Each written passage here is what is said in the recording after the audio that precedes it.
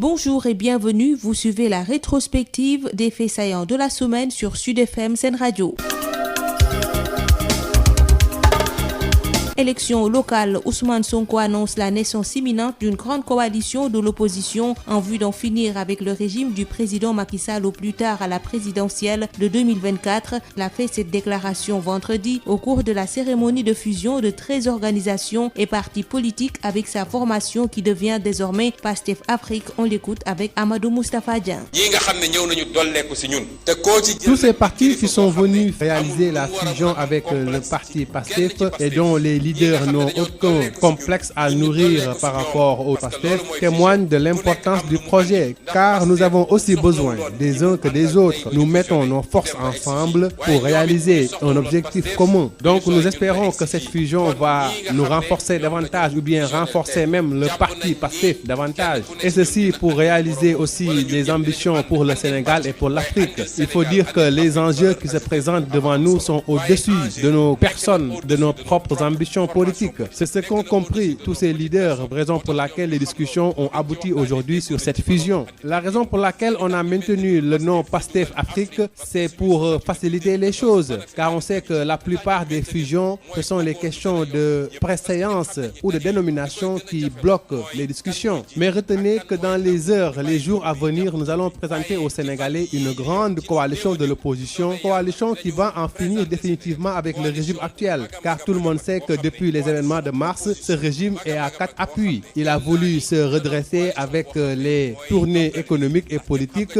ce qui a malheureusement occasionné la flambée des cas de coronavirus. Ici et maintenant, je vous annonce que la chute définitive de ce régime va être réalisée par cette grande coalition qui va bientôt voir le jour. Cette coalition va regrouper toutes les forces vives de l'opposition et j'ai espoir cette fois-ci que s'il plaît à Dieu, il n'y aura pas de rupture comme à l'accoutumée. Il n'y aura pas de manipulation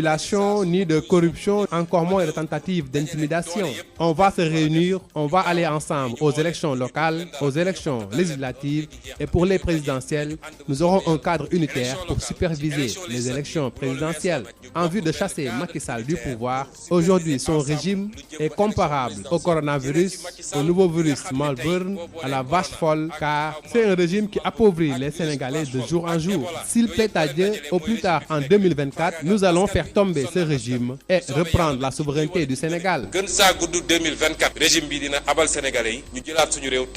Le Pastef section Dakar se mobilise pour inscrire le maximum de jeunes sur les listes électorales avec ou sans pièce d'identité. Face à la presse jeudi, les patriotes comptent s'opposer à ce qu'ils qualifient de rétention illégale de certificats de résidence. Le parti a pris la ferme résolution d'inscrire tous ces jeunes partout au Sénégal. Abbas Fall est le coordonnateur du parti à Dakar. Nous avons vu une rétention abusive et illégale des certificats de résidence et de domicile à l'encontre de ceux qui doivent en bénéficier au président. Et nous avons dit que nous n'allons pas accepter. Nous avons vu aussi que certains chefs de quartier qui soit ont peur ou soit veulent garder peut-être leurs 50 000 francs sont sous la coupole des maires qui leur demandent d'exécuter des sales besoins. Les mesures que nous avons décidé de prendre sont les suivantes. 1. Nous avons demandé à nos représentants au niveau des commissions d'inscription et principalement à l'opposition de refuser catégoriquement que des gens qui n'habitent pas dans ces communes-là viennent s'inscrire. Parce qu'il y a des cas de faux et d'usage de faux. Et que si, par ailleurs,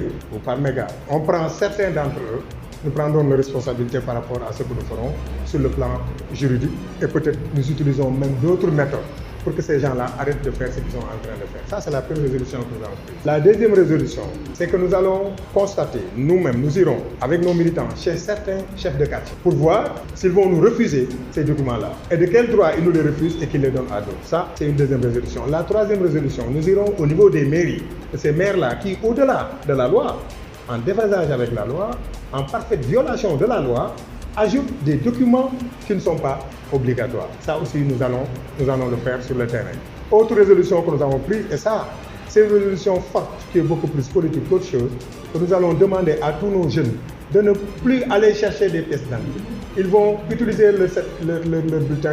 de naissance ou bien leur excès de naissance. On va aller avec eux au niveau des commissions administratives, on va les inscrire, sinon il n'y aura plus d'inscription au niveau des commissions administratives. Et ce sera sur l'étendue du département de Dakar. Et principalement, nous allons faire que cela soit la même chose partout au Sénégal, parce que nous ne pouvons plus accepter que Macky Sall fasse du processus électoral sa propriété, qu'il en fasse ce qu'il veut, alors qu'il avait dit qu'il allait dialoguer sur toutes les questions concernant le processus électoral. Il ne l'a pas fait. Il a préféré imposer ses propres règles. Et pour ça, nous ne sommes plus prêts à l'accepter. C'était l'objectif du point de presse. Éducation, le taux de réussite au bac 2021 tournerait autour de 37% en attendant les chiffres officiels. Le Sénégal retrouve le taux habituel après le bond exceptionnel de l'année dernière qui s'explique par des conditions d'encadrement exceptionnelles. Le SAEMS se tire les premières leçons, selon le secrétaire général Saourou Sène, avec des classes pléthoriques, des enseignants en lutte pour leurs droits. Les résultats obtenus ne reflètent que la situation de l'école. Saourou Sène est avec Isseignan. Le taux de réussite tournerait autour de 37%, même si l'Office du bac ne nous a pas encore communiqué ces chiffres officiels. Ces résultats reflètent la situation de l'école sénégalaise, pour la bonne et simple raison, encore une fois de plus. Mais si on se mettait dans une perspective de nous comparer avec les résultats de l'année dernière, nous risquons de faire fausse route. Parce que comme j'ai eu à le dire, l'année dernière, les élèves sénégalais candidats aux différents examens ont bénéficié d'un taux d'encadrement jamais égalé, dans la mesure où non seulement on n'avait que 20 élèves par classe, mais tout le reste des élèves étaient restés à la maison comme pour demander à ce que tout le monde se concentre autour des candidats. Voilà pourquoi on avait un résultat de 48,22%. Cette année, nous sommes retournés à la situation traditionnelle, voire habituelle, avec plus de 80 élèves par classe. Tous les élèves étaient là, le taux d'encadrement n'est pas comme celui que nous avions l'année dernière et par conséquent donc, nous avons obtenu des résultats qui ressemblent aux résultats de 2019, 2020. À chaque fois qu'on est dans une école avec des classes pléthoriques, on ne peut avoir que des résultats qui tournent autour de 35, 36, 37%. C'est ça la vérité. Ça signifie que le gouvernement du Sénégal doit davantage investir dans les infrastructures, il doit davantage recruter des enseignants parce qu'aujourd'hui, le déficit en enseignants, c'est autour de 35 952. Il doit aussi chercher à motiver les enseignants. Parce que, encore une fois de plus, on avait l'habitude de dire que oui, l'éducation c'est un sacerdoce, c'est un métier noble, mais personne ne vit de noblesse, encore moins de sacerdoce. Voilà pourquoi donc la question du système de rémunération se repose encore sur la table et c'est un engagement du gouvernement du Sénégal pour aller vers une école de la réussite. La communauté Layène a perdu son khalife général lundi. Serigne Baye Abdoulaye Thiaw, 96 ans, a été rappelé à Dieu des suites d'une longue maladie. Il a été inhumé lundi soir dans la discrétion. Moussa Thiam. Cambérène a refusé du monde ce matin après l'inhumation du khalife hier soir, Baye Abdoulaye Thiaw, dans la discrétion. Il est inhumé près de son père, Serigne Mandione Laye, dans le mausolée de Seydina Issa Rohou Laye à Cambérène. Les fidèles en grand nombre, comme durant l'appel, se recueillent sur sa tombe.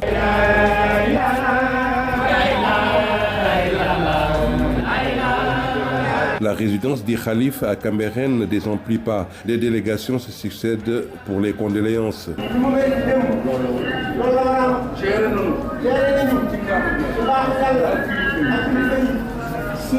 Le ministre de la Santé, Abdoulaye Diouf Sarr, le cœur meurtri, peine à se livrer à nous. C'est extrêmement difficile de m'exprimer aujourd'hui, que j'aimerais véritablement dire que c'est d'une très grande perte. Là est véritablement un patrimoine national. Mais il est extrêmement difficile d'aller au-delà. Présenter mes condoléances à toute la. Le successeur du défunt khalife est déjà connu. Il s'agit de Mohamedou Makhtar Laye, connu sous le nom de Doudou Makhtar Ibn Mandione Laye, un grand intellectuel. Il fait partie des fils de marabouts qui ont très tôt parti en France pour les études. Et il y a séjourné longtemps. Le khalife Doudou Makhtar Laye va perpétuer l'œuvre du défunt khalife, qui a été durant 52 ans porte-parole de la famille avant d'être khalife pour une durée de 20 ans. Yoff Cambérène, El Hadj Moussa Thiam pour Radio Sud FM. Rappel également du khalife général de Thiénaba lundi au Maroc. Serigne Abdourahim Seck, 8e khalife de Serigne Amary Ndak Seck, n'aura fait que 13 ans de khilafa, une grosse perte pour la Oumma islamique. Babacar Ndaw. La nouvelle est confirmée cette nuit, le décès du khalife général de Thiénaba, Serigne Abdourahim Seck, rappelé à Dieu au Maroc selon les membres de la famille. Le 8e khalife général de Mame Amary Ndak, successeur de Baye Cheikh Ahmed Tidiane Seck, n'aura fait que 13 mois à la tête du khilafa. Le patriarche de Thioti est dépeint comme un homme de Dieu, grand éducateur et chercheur en sciences islamiques. La Oumma islamique perd un grand érudit quelques jours seulement après avoir sollicité des Sénégalais le repentir sincère à Allah et formuler des prières pour la fin de la pandémie. Babacar Ndaw, Thiès Sud FM. C'est tout pour la rétrospective des faits qui ont marqué l'actualité de cette semaine sur Sud FM Sen Radio. Merci de l'avoir suivi et rendez-vous dans une semaine. Dalee nag jàmm ci seen jotaayu xibaar yi gënoon a fës ci ayu bés bi ci Sud FM Sen Radio. ñu door ko ak élection locale yi ñuy waajal Ousmane Sonko di yëgle coalition bu mag a mag boo xam ne dafay boot waa kujje politique gi lu ni mel ngir jële fi régime bu président Macky Sall fekk atum 2024 moom njiital Pastef xamle lu ni mel gannaaw ab cérémonie de fusion boo xam ne fukki organisation ak ñett ak yi parti politique dañoo booloo ak partem bi di Pastef nga xam ne léegi dinañ ko woowee Pastef Afrique ñu teewlu kàddu yi Ousmane Sonko ci micro Amadou Moustapha Dieng. ñii nga xam ne ñëw nañu dolleeku si ñun te koo ci jël nag di kilifa goo xam ne amul lu mu war a mun a am complexe ci kenn ci Pastef ñii nga xam ne dañoo dolleeku si ñun ñu dolleeku si ñoom parce que loolu mooy fusion ku nekk am lu mu andi ndax Pastef bu soxlawuloon ñi mu àndal tey ba ñu fusionné du dem ba egsi fii waaye ñoom it bu ñu soxlawuloon Pastef du ñu sore ñun ba egsi fii kon ñii nga xam ne ñoom la ñu fusionnel tey jàpp nañ ni kenn ku ne ci ñun dina andil moromam wala ñun ñëpp dinañu ànd andil parti bi waaye andil Sénégal andil Afrique valeur ajoutée bu am solo waaye enjeu yi nekk na au-dessus de nos propres formations politiques nekk na au-dessus de nos petites personnes moo tax ñoom ñu xam loolu ba biñ ci waxtaanee déggoo nañ ci ba looloo andi tey lii mu andi parce que li tax ñu maintenir Pastef ñu dugal Afrique parce que suñu statut depuis 2014 panafricanisme ngi ci li tax ñu maintenir ko mooy bëggoon lu gën a yomb ci ñëpp parce que ñëpp xam nañ ni daje yi li koy gën a jafeloo mooy kan mooy jiite ak kan mooy nangu ñu bàyyi tur bi jàpp tur bi waaye ci fan yii di ñëw ci lu néew a néew bu soobee yàlla dinañu présenter Sénégalais yi coalition bu mag a mag boo xam ne coalition opposition bu mag a mag boo xam ne gëm naa ni dina doon coalition boo xam ne mooy doggali li fi ne ndax ñëpp xam nga ni depuis mois de mars 3 appuis am na coow lee bëri rek bëggoon a dellu si 2 appuis à défaut mun a taxawaat moo taxoon ñu dugg ci ay tournée ba mu jural ñu lii ci corona ma wax leen nag ni jël définitif bu soobee yàlla ci heure yi di ñëw coalition bu mag a mag boo xam ne gëm naa ni luy doole ci opposition fii ci Sénégal dana ca daje dina taxaw te bu soobee yàlla gisuma lu ko mun a yàq ndax tàmm nañu saa su opposition bi di def manœuvre pour dajale doole yépp pour def li ñu war a def ñu gaawantu ñii ñu woo leen ñii ñu tuuf leen dara ñii ñu xoqatal leen loolu léegi jeex na dinañu daje dinañu ànd bu soobee yàlla ci élection locale ci élection législative bu loolu weesoo nag ñu bokk benn cadre unitaire pour superviser ensemble lu jëm ba élection présidentielle jëlee fi Macky Sall mi nga xam ne tey boo boolee corona ak xawma virus Marburg ak virus vache folle ak Ebola yooyu yëpp boo leen dajalee mooy régime bi fi nekk rek faagaagal askan wi sonnal askan wi bu soobee yàlla nag ci nii wala ci nële gën saa gudd 2024 régime bi dina abal sénégalais yi ñu jëlaat suñu réew teg ko ci yoon. ba tey ci lu soxal élection locale yi ñuy waajal Pastef section Dakar moom nee na taxaw na temm ngir bind ay ndawam ci liste électorale yi te lu ni mel dina ko jëfee ñu am wala ñàkk am li nga xam ne mooy seen carte d'identité nationale gannaaw seen daje ak taskatu xibaar yi alxames ñoom patriotes yi nag ñu ngi nakarlu lu ñu duppee rétention illégale ci certificat de résidence yi ba tax na nee nañu dinañ fexe fépp ci réew mi seeni ndaw bindu bu dee sax dañu nar a lëmbee commission yi Abass Fall mooy coordonnateur bu parti Pastef fii ci Ndakaaru. dëkkaloo Ndakaaru parce que fii dafa tuuti dëkkaloo ci commune yi nga ne da ngay ñëw fii pour inscrire loolu la ci fekk xamal ne yaa ko teg sa bopp là moom on est catégorique, ça il faut qu'on le dise. beneen affaire gis nañu ne dañuy jël certificat de résidence di ko bañ a joxe ñu ko rek day jël certificat de domicile yi chef de quartier dem nañ ba dugg ci ndax dañ leen a napp tiital nañ leen wala xaalis bi ñu leen jox tax na ba ñoom sax léegi boo ñëwee dul certificat de domicile sax problème la certificat de chef de quartier am na ko ma ne chef de quartier bi xam na ko dafa ñëw di wut certificat de domicile mu ne ko non maire bi moo ma ne léegi pour nga am certificat de domicile il faut nga indi facture mais ku suuluwee ci kër nu muy amee facture certificat de domicile ñëpp xam nañ ni ci turu borom kër gi lay nekk facture courant ñëpp xam nañ turu borom kër gi lay nekk loolu ce sont des avis yoo xam ni nekkul ci code électoral bi te chef de quartier yi amuñ ci droit les maires aussi amuñ ci droit maire yi aussi da ngay dem certificat de résidence da nga daan ñëw léegi ñu defaral la ko léegi mais léegi da ngay ñëw nga leen renvoyé ay 2 jours 3 jours pour lan fexe rek ba décourager nit ñi ba du ñu mën a seen document pour dem bind loolu aussi dañ ne mënatuñ ko naw moo tax ñu décidé ne chef de quartier nañ bàyyi li ñuy def parce que dinañ ñëw seet si leen loolu moom bu yoboo ñu xam ñi nga xam dañ leen di jëlee ci leen dëkk leen indi loolu aussi nañ ko xam bu ñu ñëwatee suñu localité yi lu leen ci fekk ñoom ñoo ko teg seen bopp les certificats de résidence bis bu ñu ñëwee ci mairie bi war koo ut ñu ne duñ ñu ko jox wala ñu ñuy renvoyer à d'autres jours jour boobu mairie bi du liggéey loolu moom aussi c'est une résolution que nous avons prise beneen résolution bi mooy ne fii ak ay fan dinañu wax suñu ndaw yëpp amatul ay carte d'identité nañu jël seen extrait de naissance ak seen certificat de résidence dem ci commission yi bindu parce que c'est la loi qui dit que boo amee 18 ans da nga war a bindu da nga war a voter te vote bi c'est un droit constitutionnel dañ leen ko war a yombal def nañ fi ay révision exceptionnelle day di kenn musu fee laaj kenn carte d'identité da ngay ñëw rek ak sa extrait de naissance nga ñëw ci commission bi ñu enregistré la nga bindu après nga jaar jël sa carte pourquoi Macky Sall toog ba léegi def ko parce que xam na ni mais bu ko deful li ko ciy fekk du baax parce que dañoo jógee élection 2019 mu xam ne gañewul xam na ni techniquement la gagné donc mu ne xaaral nag ma fexe naka lay def pour gën a néewal mbir yi fexe ba ma toog fii ba abadan daay man loolu la bëgg te duñ ko nangu en tout cas ñun au niveau de Dakar li ñu war a def dans les semaines à venir ñun Pastef Dakar en coordination ak yeneen partis politiques yi nga xam ne ils sont prêts à aller au combat dinañ wàcc ci terrain bi nag de façon définitive jàkkaarloo ak Macky Sall te loolu buñ ko waxee dinañ ko def rek moom war na ko ci wàllu njàng mi ak examen baccalauréat bu atum 2021 ci téeméeri ndaw yoo jël yu doon def seen examen fanweer ak juróom-ñaar nee ñu boo moytu ñoom rek réussir waa SAEMS jàpp ne bettul kenn ndax wonewul lu dul situation école bi fii ci Sénégal ñu koy méngaleeg ay classes yu fees dell ak élèves ak it jàngalekat yoo xam ne dëkkee kaas seen yelleef bu ñu sukkandikoo ci Saourou Sène di secrétaire général bu SAEMS ci jokkoom ak Issa Niang. taux bi mu ngi autour de 37% mais loolu du lu ñu bett parce que nag suñu école nu mu bindoo noonu la te ma bëgg a préciser que bu ñu bëggee comparer résultats yi ñu am ren ak yi ñu am daaw mais comparaison bi du normal pour la bonne et simple raison que daaw mbas mi bu mu yegsee rek dañoo tëj l'école yi ba pare ubbiwaat permettre uniquement élèves yi nga xam ne ñoo nekk classe d'examen mais ñu ñëw ñooñu dañu bénéficier d'un taux d'encadrement boo xam ne mosul am non seulement jàngalekat yi yëpp ñoom la ñu doon encadré parents d'élèves yi administration yi ñëpp pour candidats yi la woon loolu moo taxoon ñu am taux de réussite boo xam ne mosuñu ko am muy 48,22% wante nag ren dañoo dellu ci suñuy habitude maanaam classe yoo xam ne dafay fees dell te élèves yëpp ñëw jàngi si donc loolu pléthore yooyu am ci classe yi mais résultat bu mel ni bii ñu am rek la ñu mën a am loolu moo wane ni gouvernement au Sénégal il faut mu gën a góorgóorlu ci infrastructure yi yokk école yi yokk classe physique yi mais yokk jàngalekat yi aussi parce que am nañu déficitu fanweeri junni ak juróom fukk ak juróom-ñeent loolu la ñu am déficit d'enseignant donc déficit boobu il faut ñu résorber ko ba pare nag mais xoolaat motivation jàngalekat yi parce que nag xam nga njàngale bu ñuy wax ni c'est un métier noble c'est un sacerdoce mais kenn du dundee noblesse ni sacerdoce xaalis moom mooy tax nit di dund wala en tout cas muy régler ses problèmes voilà pourquoi donc système payooru agent fonction publique te jàngalekat yi am ci wàllu bu rëy mais question yooyu il faut ñu régler ko bu ñu bëggee am une école de la réussite. communauté Layène ñàkk na altine xalif généralam Serigne Abdoulaye Thiaw toll ci juróom-ñeent fukki at ak juróom-benn nag dafa mujj génn àdduna gannaaw ab feebar bu yàgg ñu daal di ko rob ci guddik altine Moussa Thiam.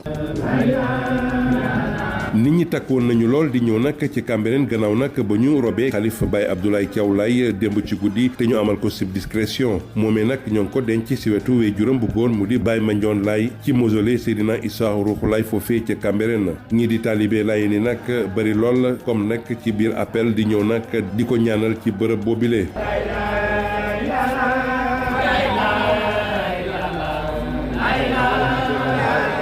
résidence xalif bi ci Cambérène nag daanaka daal foo sànni mbatt mu tàkk foofee délégation yi di bari lool loolee ngir jébbal seen ib njaal.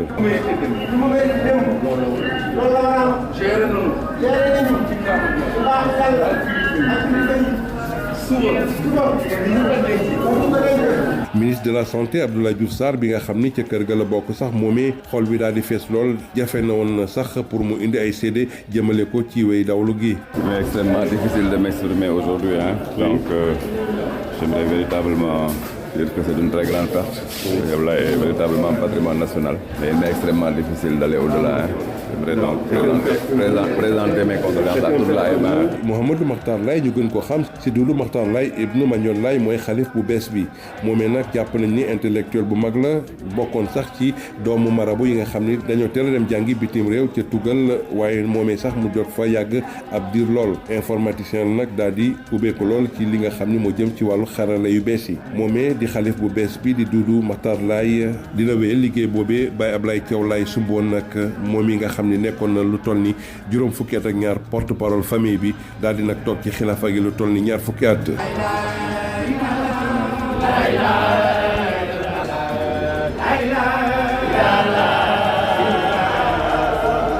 El Hadj Moussa Thiam mën na joti xibaar yi fii ci Cambérène Yoff pour Sud FM. beneen xibaar bu tiisit soxal génnub àdduna bu xalif général bu Thiénaba altine ca Maroc Serigne Abdourahim Seck nekkoon 8e xalif bu Serigne Amary Ndack Seck ñàkk bakkanam fukki at ak ñett gannaaw ba mu doon jiite ak kilafa bu Thiénaba mu doon lu tiis ci askanu jullit yépp Babacar Ndaw. muy xibaar bu tiis boo xamante ne si guddi bi lañ ko confirmé ko muy génnub àdduna xalif général bu Thiénaba Serigne Abdourahim Seck bi nga xamante ne moom mooy juróom ñetteelu xalif général bu Serigne Mame Amary Ndack ñu ni si Maroc la génnee àdduna moom Serigne Abdourahim Seck bi nga xam ne moo wutu woon si jal bi kii di Serigne Baye Ahmed Tidiane Seck daanaka fukki weer ak ñett la def si xilaafa bi ne ñaar fukki fan ak juróom benn weeru juin atum 2020 la wutu Baye Cheikh Ahmed Tidiane Seck kii ñu doon tuddee borom xam-xam bu sell bi jàmbure féete woon cooti ñëpp nangul nañ ko li nga xamante ne moom mooy woyofaayam ak bëgg xam-xam ak lépp li nga xamante ne daal dafay jëmale doomu adama kanam